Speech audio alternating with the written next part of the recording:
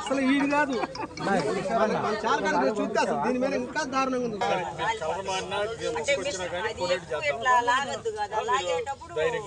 అంటే సార్ ఇప్పుడు 40 బస్తాలు 20 బస్తాలు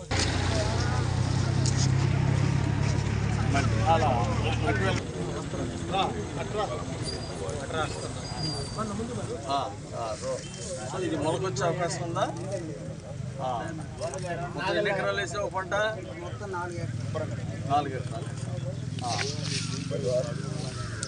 వర్షం పడే అవకాశం ఉంది మళ్ళీ. నీకెందుకు నీ కొనిపించే బాధ్యత నేను చూసుకుంటా. ఓకేనా? చూడు అటు వెళ్ళి ఏమన్నా ఎనగమల బాగుంది.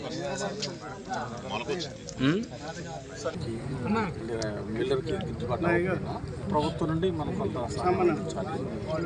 కొంచెం మిల్లర్స్ తోటి కొంచెం మీరు మాట్లాడి అవన్నీ కూడా కొనుగోలు అయ్యాడు. చూడండి తక్కువ క్వాలిటీ ఉంటుంది. సో రైతుకి మీరు అండగా ఉండాలి. ఈ ప్యాడీ పర్చేస్ సెంటర్స్ కొంచెం స్టార్ట్ చేయండి వినుకొండ కాన్స్టిట్యున్సీలో. అకాల వర్షాల వలన నష్టపోయినటువంటి రైతాంగాన్ని ఈరోజు పరామర్శించడం జరిగింది. ఈరోజు పొలాలకు వచ్చి ప్రత్యక్షంగా చూసినప్పుడు రైతులు పడేటువంటి ఆవేదన ఈరోజు ప్రభుత్వం అర్థం చేసుకుంది. అందుకోసమే తడిచిన ధాన్యాన్ని మొక్క మొలిసిన ధాన్యాన్ని కూడా కొనుగోలు చేసే విధంగా అధికారులు చర్యలు తీసుకుంటా ఉన్నారు. ఈరోజు తెలుగుదేశం ప్రభుత్వంలో రైతులు ఎన్డీఏ ప్రభుత్వంలో కొండంత అండగా రైతాంగానికి ప్రభుత్వం అండగా ఉంది. ఈరోజు ఎన్డీఏ ప్రభుత్వం అంటే రైతు సంక్షేమ ప్రభుత్వం. అందుకోసమే ఈ రోజు తడిసిన ధాన్యాన్ని కొంటున్నాం, మొక్క మొలిసిన ధాన్యాన్ని కూడా కొంటున్నాం. మరి అకాల వర్షం వలన ధాన్యం తడిస్తే, పంట తడిస్తే మరి రైతు నష్టపోకూడదు అనేది ఈ రోజు ప్రభుత్వం యొక్క ఆలోచన. చంద్రబాబు గారు చెప్పారు 24 గంటల్లో రైతులకు డబ్బులు అందాలని.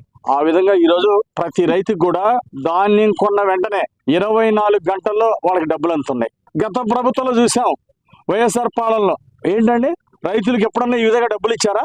మరి ఈ రోజు ఎన్డీఏ ప్రభుత్వం 24 గంటల్లో డబ్బులు ఇస్తా ఉంది. గత ప్రభుత్వం ఎందుకు ఇవ్వలేకపోయింది? ఈరోజు 10,50,000 కోట్ల అప్పులు వైఎస్ఆర్ పాలనలో జరిగినటువంటి అప్పుల్ని వడ్డీతో సహా ఒక పక్క అప్పులు తీరుస్తూ కూడా ఈరోజు రైతులు కొండంత అండగా నిలబడ్డది ఎన్డీఏ ప్రభుత్వం. మరి చంద్రబాబు గారి నాయకత్వంలో ఈ రోజు 24 గంటల్లో ధాన్యం కొన్న వెంటనే డబ్బులు ఇస్తా ఉంటాయి రైతాంగానికి. ఆ రోజు ప్రభుత్వం ఎందుకు ఇవ్వలేకపోయింది? రైతులకి బకాయిలు పెట్టి 3 నెలలు 6 నెలలు సంవత్సరం పాటు కూడా ధాన్యానికి డబ్బులు ఇవ్వలేదు గత ప్రభుత్వంలో. ఈరోజు ఎన్డీఏ ప్రభుత్వం వచ్చినాక గత ప్రభుత్వం చేసినటువంటి అప్పులు కూడా రైతాంగానికి ఇవ్వాల్సిన డబ్బులు కూడా ఈరోజు ఎన్డీఏ ప్రభుత్వం వచ్చినాక వాళ్ళకి డబ్బులు చెల్లించడం జరిగింది. మరి ముఖ్యమంత్రి చంద్రబాబు గారు రైతులను ఆదుకున్నందుకు చంద్రబాబు గారికి ధన్యవాదాలు తెలియజేస్తున్నాం. రైతులకు ధాన్యం డబ్బులు ఇచ్చారు. ఎప్పుడో వైఎస్ఆర్ పాలనలో ఆగిపోయినటువంటి డబ్బుల్ని ధాన్యం కొనుగోలు ఇవ్వాల్సిన బకాయిలు ఈ రోజు ఎన్డీఏ ప్రభుత్వం వచ్చినాక చెల్లించడం ఈ రోజు రైతులందరూ కూడా హర్షం వ్యక్తం చేశారు. అదేవిధంగా ఈ రోజు చూసాం గత ప్రభుత్వం 1,570 రూపాయలు కొన్నారు 75 కేజీల బస్తా. ఈ రోజు ఎన్డీఏ ప్రభుత్వం 1,740 రూపాయలు కొంటున్నాం 75 కేజీల బస్తా. అంటే సుమారుగా 200 రూపాయలు ఎక్కువ పెట్టి గత ప్రభుత్వం కంటే ఈరోజు ఒక్కొక్క 75 కేజీల బస్తాకి 200 రూపాయలు ఎక్కువ పెట్టి ఈరోజు ధాన్యం కొనుగోలు చేస్తున్నాం. ఆ విధంగా రైతులకు కొండంత అండగా ఉన్నాం. మా ప్రభుత్వం ఆలోచన ఒక్కటే, ఈరోజు రైతాంగానికి గిట్టుబాటు ధర ఇవ్వాలా, ప్రతి రైతు సంతోషంగా ఉండాలా, ప్రతి రైతు ఆర్థిక ప్రగతి రాష్ట్ర ఆర్థిక ప్రగతికి మరి దన్నుగా ఉంటుంది. ప్రతి రైతు ఆర్థికంగా ప్రగతి సాధిస్తే దేశం కూడా ఆర్థిక ప్రగతి సాధిస్తుంది. అది ఈరోజు ఎన్డీఏ ప్రభుత్వం యొక్క ఆలోచన, ముఖ్యమంత్రి చంద్రబాబు గారి యొక్క ఆలోచన. అందుకోసమే ఈరోజు అధికారులకు ఎక్కడికక్కడ మరి రైతుల దగ్గర ధాన్యాన్ని కొనుగోలు చేయడానికి ధాన్యం కొనుగోలు సెంటర్స్ ప్రతి మండలంలో కూడా ఏర్పాటు చేయడం జరిగింది.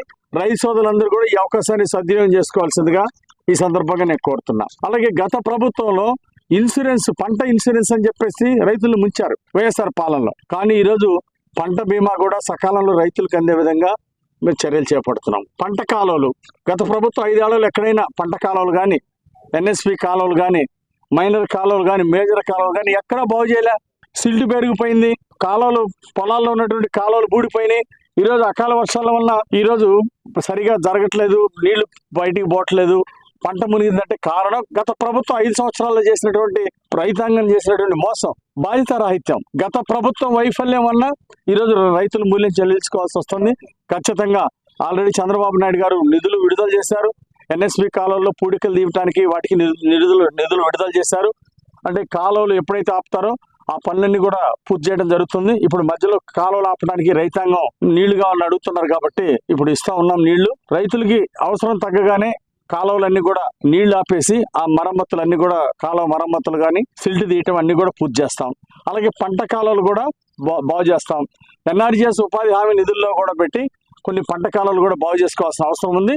రైతులు కూడా ఈ అవకాశాన్ని సద్వినియోగం చేసుకోవాల్సిందిగా నేను కోరుతున్నా. ఈ వీడియో నచ్చితే లైక్ చేయండి. అలాగే మా ఛానల్ ని ఫస్ట్ టైం కనుక చూస్తున్నట్టయితే ఇప్పుడే సబ్స్క్రైబ్ చేసుకుని పక్కనే ఉన్న గంట సింబల్ ని యాక్టివేట్ చేసుకోండి. అప్పుడే మేము పెట్టే ప్రతి వీడియో మీకు నోటిఫికేషన్ గా వస్తుంది. అలాగే ఈ వీడియో పూర్తిగా చూసినందుకు ధన్యవాదాలు.